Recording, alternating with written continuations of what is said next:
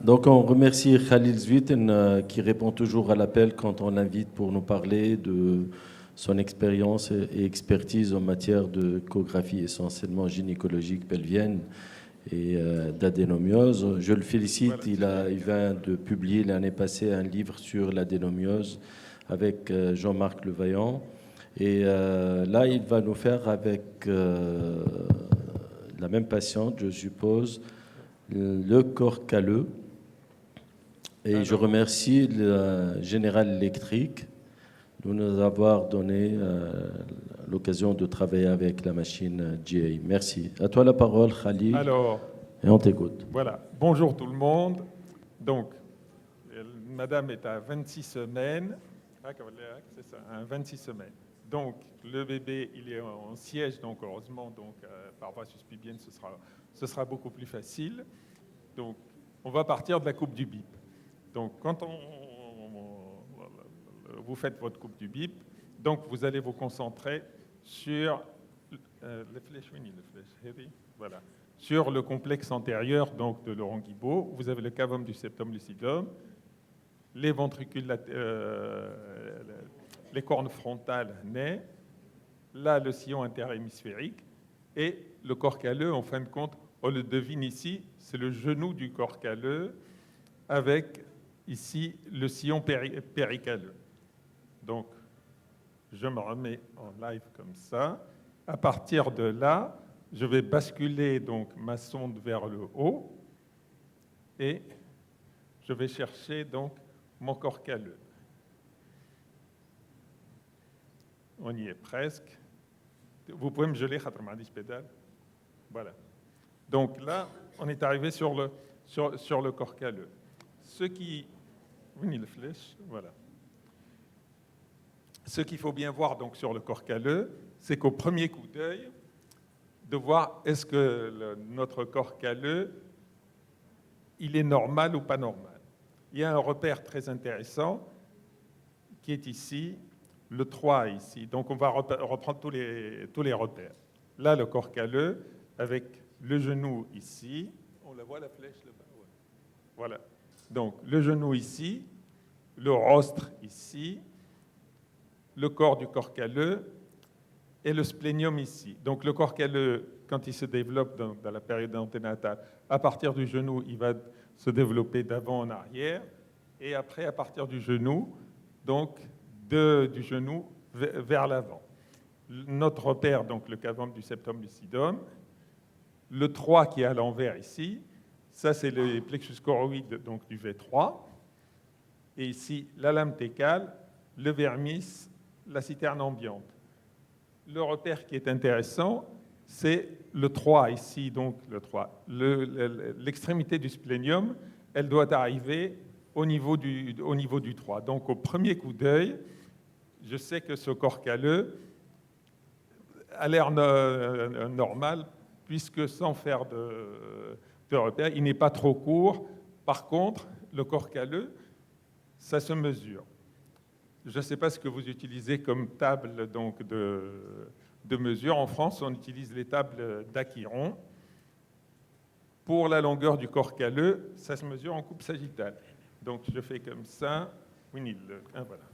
Khalil, oui. Une question dans la salle. On vous demande comment réussir cette coupe sagittale à partir de la coupe médiane. Alors, on retourne. Je montre juste la mesure. On va ça marche, ok. Donc, je vais mesurer la longueur du corps calleux qui me donne 31. Donc, quand vous repérez sur les tables, là, je l'ai ouverte à côté. Je ne connais pas les chiffres par cœur, mais je sais qu'à 22 semaines, il fait 22 mm. À 26, je ne me rappelle pas, il faut que je consulte une table. Maintenant, pour mesurer l'épaisseur du corps calleux, ça ne se mesure pas sur la coupe sagittale. Ça se mesure sur la coupe coronale. Donc là, je vais retourner en live. Donc, ici, je retourne sur mon bip et le complexe antérieur. C'est dommage, on ne peut pas voir la main en même temps manipulée. Ce que j'ai fait, avec ma main, j'ai poussé un petit peu sa tête vers là, j'ai basculé ma sonde, donc il faut que je bascule ma sonde de 90 degrés par rapport à la coupe du bip. Donc je l'ai basculé comme ça, j'ai carrément couché ma sonde comme ça. Et là, par des petits mouvements comme ça, je bascule et j'arrive sur le corps calleux. Donc, pour vous décrire la position de ma main actuellement, la sonde elle est presque couchée à plat sur le ventre. Donc, il ne faut pas hésiter. Donc, avec une main, vous voyez, avec ma main, là, vous voyez les mouvements de ma main. J'ai poussé donc la tête du bébé vers la gauche, donc vers la sonde, et je fais des petits mouvements de bascule comme ça pour sortir mon corps calleux en entier. Maintenant, le corps calleux, si je retourne donc encore pour avoir une coupe axiale,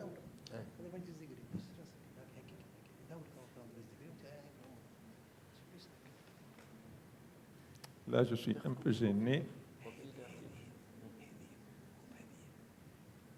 Une question, un technicien, oui, c'est Mohamed Bisbes qui est à tes côtés. Khalil, je suppose que le logiciel sur la machine de General Electric permet, à partir de la coupe axiale, de faire cette coupe sagittale pour faciliter la vie. Donc, ce que l'on va faire, on va essayer de faire un volume.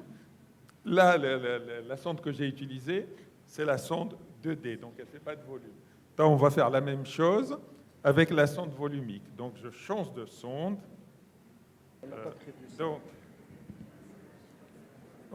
on va déjà essayer avec celui-là. Donc là, on l'a en mode triplan. Mais on va tricher un peu tout à l'heure. Je vais vous montrer un triplan que je fais avec ma machine qui est beaucoup plus sophistiqué. Hein.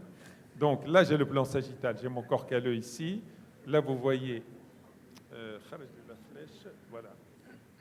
Le 3 qui est ici, le splénium qui arrive là. Et là, comme tu me l'as demandé, Béchir, donc on a la coupe coronale avec le corps calleux ici et les cornes frontales qui sont ici. Pour ce qui est, par exemple, des agénésies complètes des corps calleux, c'est très facile puisque la coupe du bip, elle sera complètement désorganisée par rapport à la coupe. On n'aura plus le complexe antérieur, donc le cavum du septum lucidum et les cornes frontales ne seront plus du tout visibles. Donc l'architecture du corps calleux sera complètement, l'architecture donc du cerveau sera complètement différente. Pour les agénésies partielles, c'est beaucoup plus subtil. On a encore le temps, je peux ouvrir un volume. S'il vous plaît, pour l'exposition de la coupe sagittale du corps calleux, vaut mieux faire une coupe coronale stricte et faire une rotation de la sonde de 90 degrés? Tout à fait, si c'est possible. Mais pour le siège, on passe la position axiale, on balance la sonde vers l'arrière pour être au niveau de la suture donc, médiane du cerveau. On va avoir le corps calleux. Le mouvement change.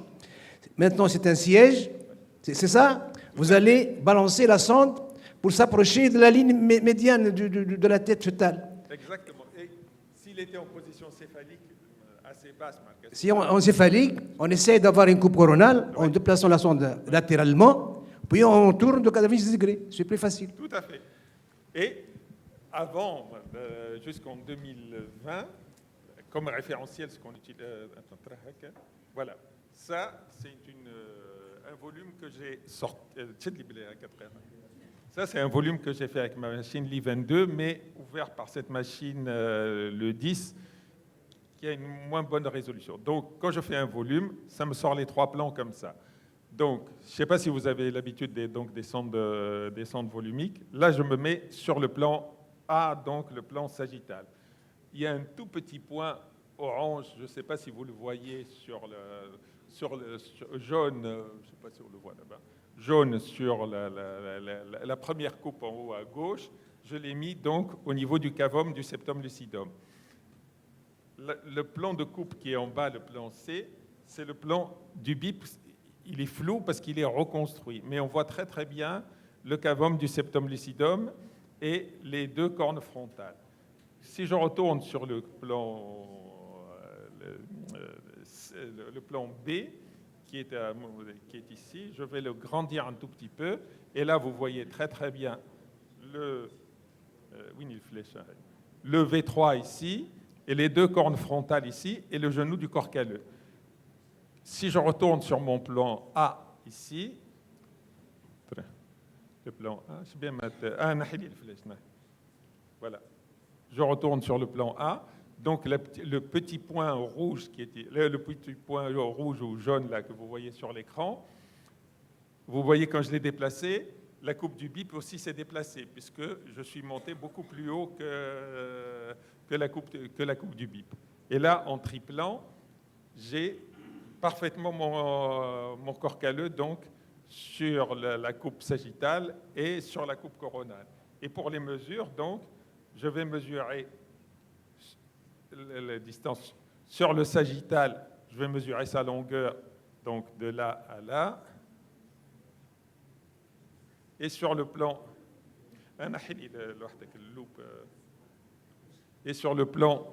coronal, je vais mesurer l'épaisseur du corps calleux.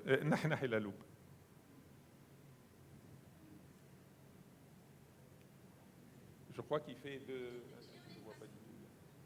voilà, c'est ça, 14. Un corps calleux, l'épaisseur du corps calleux, je crois, 22 semaines. Il me semble que c'est dans les 2 ou quelque chose comme ça. Donc, les tables auxquelles on se réfère, c'est les tables d'Aquiron.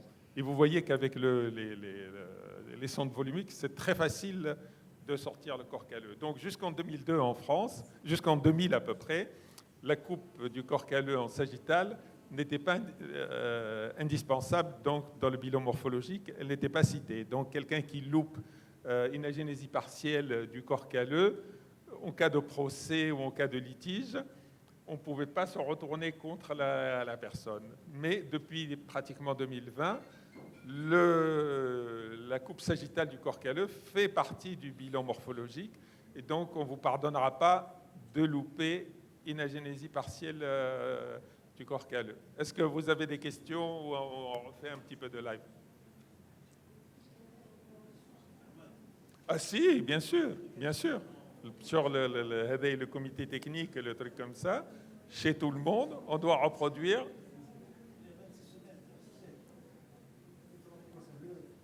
Si, le coupe sagittal, elle fait partie du bilan. C'est ce qui a posé beaucoup de problèmes, parce qu'avant, on pouvait se limiter de faire la coupe du bip. Donc, tu ne peux pas louper une agénésie complète du corps calleux, puisque la coupe du bip, elle ne ressemblera plus du tout à ce qu'elle était. C'est Khalil. Oui.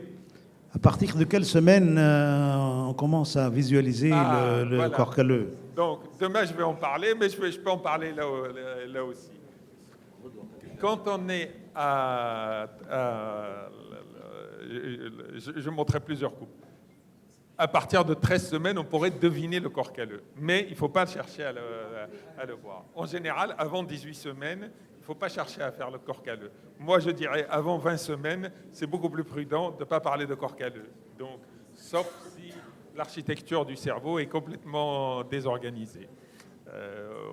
En Martinique, on a été confronté en 2016, il y avait une épidémie, l'épidémie du Zika, un arbovirus qui avait un tropisme donc, au niveau du cerveau. Donc, chez toutes les patientes, pratiquement pendant 18 mois, on a été obligé de faire des volumes de corps calleux chez toutes les patientes et de faire des échos à 12, donc 22 et 32, mais aussi à 18, 26 et 36. Donc du corps calleux, on en a bouffé à toutes les sauces, les dire. Et avant 18 semaines, c'est très difficile d'analyser un corps calleux, mais on peut le voir.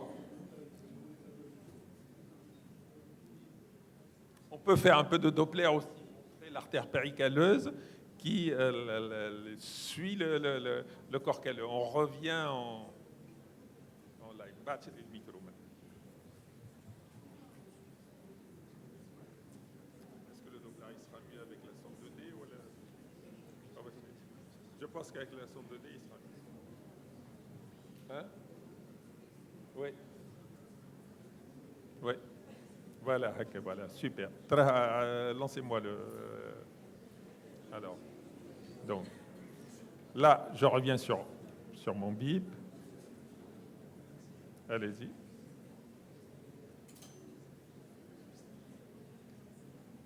Mais ça, s'il n'y a pas le nom et tout, c'est pas grave. Allez-y.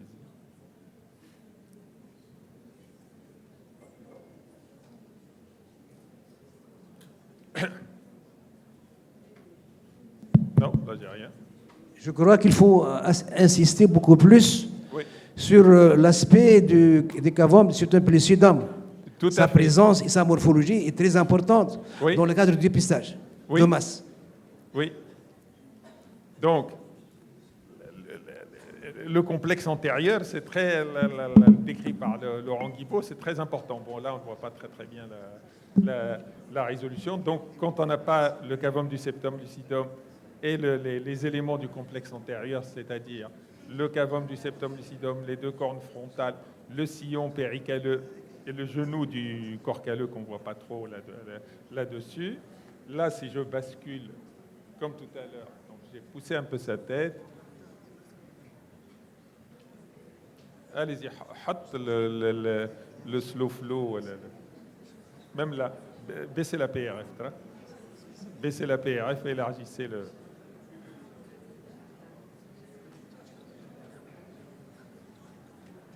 T'as là la fenêtre du Doppler, voilà. Et augmentez le gain. Voilà, là on voit l'artère péricaleuse qui... je l'ai. En arrière. Voilà. Là, on voit l'artère péricaleuse qui flirte avec le corps calleux. Si on avait une agénésie du corps calleux, l'artère péricaleuse ne va plus flirter avec le corps calleux, elle va se diriger complètement vers le haut et la gyration sera différente. Donc, au lieu d'avoir une gyration classique comme ça, vous allez avoir des sillons qui sont radiaires, qui partent du corps calleux comme ça. En principe, avec deux sondes, donc une sonde endo et une sonde abdominale, il n'y a pas besoin qu'elle soit en 3D, tout le monde devrait pouvoir sortir le corps calleux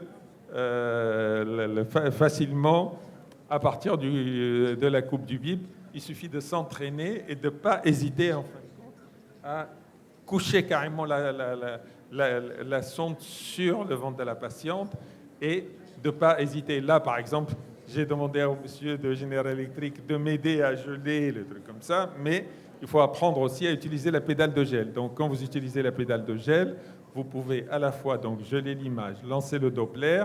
Si vous avez une sonde volumique, lancez le 3D. Avec l'autre main libre, la main gauche, vous allez manipuler donc la tête de votre fœtus pour l'amener au centre de la sonde, et c'est comme ça qu'on peut le faire. Par la sonde endovaginale, kiff, vous allez mettre la sonde endovaginale et vous allez vous arranger avec des petites manipulations avec la main sans faire mal à la patiente, lui faire tourner la tête et d'amener le sillon interhémisphérique au sommet, en fin de compte, du V de la sonde. Quand vous allez amener donc votre sillon interhémisphérique au centre, en fin de compte, de la sonde, vous lancez votre volume ou vous tournez un tout petit peu votre sonde de 90 degrés dans un sens ou dans l'autre. Vous allez à la fois avoir soit la coupe sagittale, soit la coupe coronale. Mais le corps calleux devrait être accessible à tout le monde, en fin de compte. Je ne sais pas ce que vous en pensez, Sibibi. Parfois, c'est difficile d'obtenir la coupe sagittale quand la présence est céphalique. Oui. Quand on passe par voie vaginale, ça va être beaucoup plus facile. Ah, tout à fait. Donc, ne pas avoir de sonde endovaginale, c'est quand même se priver d'un outil très précieux. Est-ce que vous avez d'autres questions sur le corps calleux? C'est la hantise. Le corps calleux, je ne sais pas pourquoi, c'est la hantise de tous ceux qui débutent en échographie, comme si c'était quelque chose de très compliqué à faire. Et pourtant, c'est une question de méthodologie et tout le monde devrait y avoir accès, en fin de compte.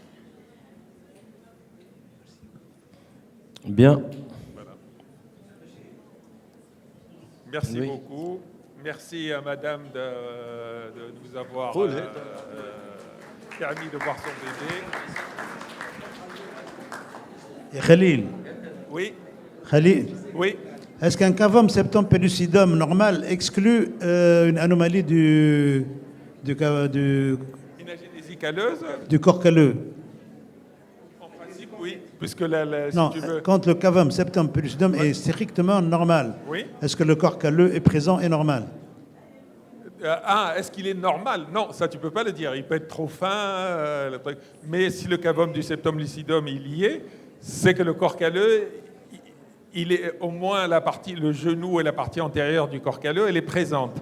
Donc le fait d'avoir une coupe de bip normale avec un cavum du septum lucidum bien visible exclut une agénésie complète du corps calleux en fin de compte. Mais elle n'exclut pas une agénésie partielle du corps calleux ou un corps calleux trop épais ou trop fin. C'est ce qu'on va essayer de voir demain.